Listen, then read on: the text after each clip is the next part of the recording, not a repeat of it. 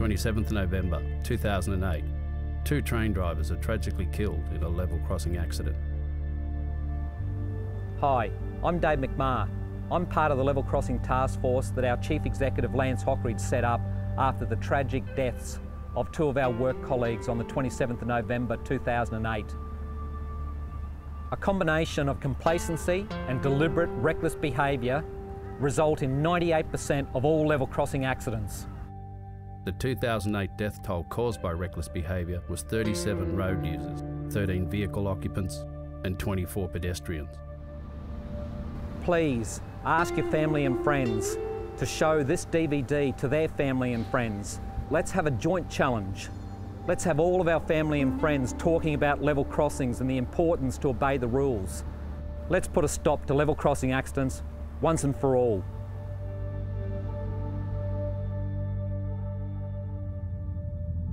You know it can happen, you just try not to think or hope it doesn't happen to you.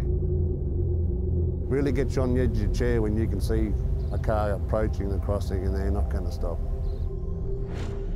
You just see it and you think, is this it? It's nerve-wracking. You get the shakes.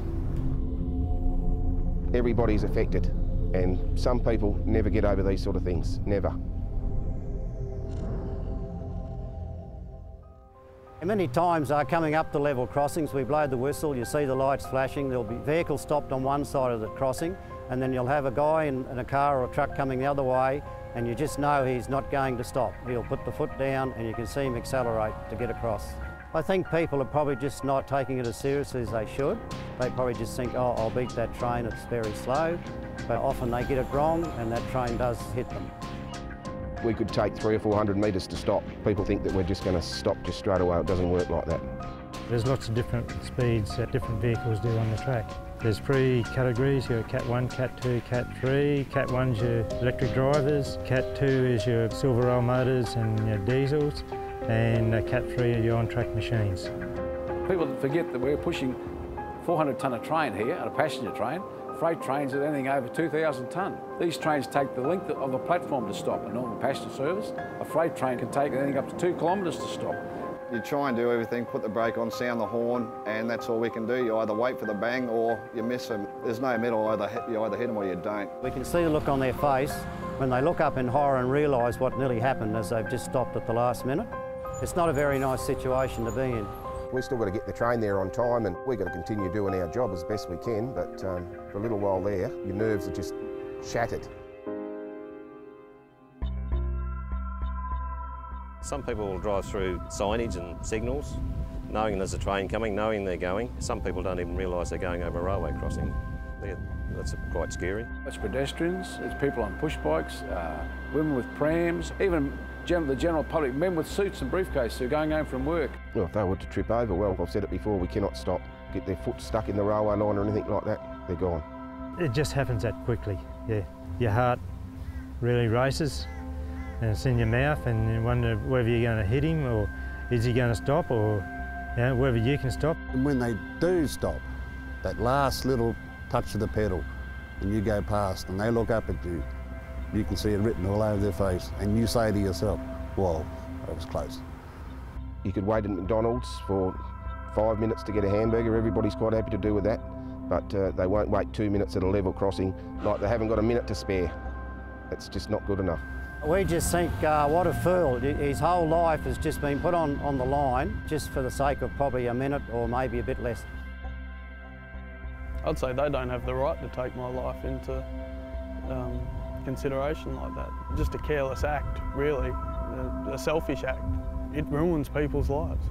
I mean, I'm only going out to do my job, like people in their cars going to and from work. They want to get to work. I like to get to work, like to get home too, same as them. People just need to slow down and take a good hard look at what's important in their lives, and you don't really want to lose it all just because it's going to get you 2 seconds further up the road. I have been involved in relief trains where there's been fatalities to see the person there that's been injured or killed. It affects you the rest of your life. It affects you, it affects your family. They'd go home, you know, you wake up in the middle of the night, it's the first thing they're going to think of. Something like that changes you, you know. My train was involved with a accident. Beautiful clear day, flashing lights were working. He just didn't stop. I saw him coming, did what I could do. 9 months later, I went back to work. Daryl was driving a loaded grain train when a truck drove through flashing lights at a level crossing. The vehicles collided and Daryl sustained a broken back in the accident. My wife, especially my daughter now, she worries when I go to work now. And every time they hear a level crossing, they always ring me, "You're right, Dad." I haven't got over it, and I don't think my wife has. A truck didn't stop at a stop sign at the crossing and we T-boned him basically. It all happened very quick. I put the brake on and then I just sort of said, this is it. I came to, I could smell fuel. The loco was laying on its side, facing the direction we were coming from. I honestly thought I was going to die. I thought I was going to burn. From that day, I don't remember how it looked or anything like that. It wasn't until a couple of days later when I came back, I was amazed at the sheer carnage. I had a 3-month-old son at the time of the accident. My family was in shock. It really didn't hit home until I saw my wife and my son while I was in hospital. Joshua's train collided with a diesel truck, which caused it to derail and spin 180 degrees. He sustained a severe cut on his leg and cracked ribs and narrowly escaped losing his life. Because of my injuries, I had 2 months off. I was hesitant about coming back to work. I didn't know if I wanted to do it anymore. It gets a bit hard sometimes, I suppose. When one of our fellow workmates are involved in an accident like that, you do feel for them and you also know that their family must be on tenterhooks. If something happens to them, we want to know how they're going, both emotionally and physically, because if it wasn't them, it could have been you. I've been there, done that, and it's no fun. I just don't want myself or anybody else to go through what I went through. If getting the message out there to motorists can save just one life, then we've already made a huge difference. We've got to get it out to them fast, how dangerous it is. Responsibility on motorists to take more care and be more vigilant. Just stop, take time. It's like stepping across a road crossing. You stop, you look to your left and you look to your right, you look to your left again, and make sure there's no more machines coming. Yeah, stop, look and listen. If the lights are flashing, the boom gates are down, don't cross. By law, you're not supposed to go through a flashing light. Observe those boom gates, those flashing lights. Actually think before you make that final step. You've got plenty of time to cross that road crossing. It doesn't have to be in that instant, because that instant, your life could be gone in that instant.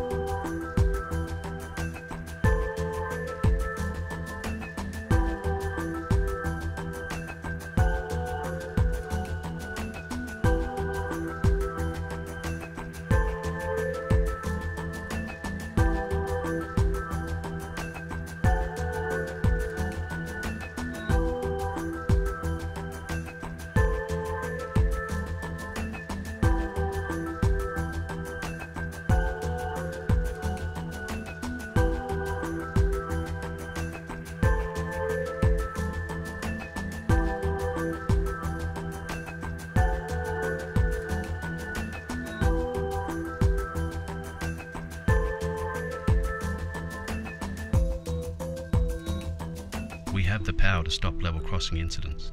By passing on the message from this DVD, you can help to raise awareness and save lives.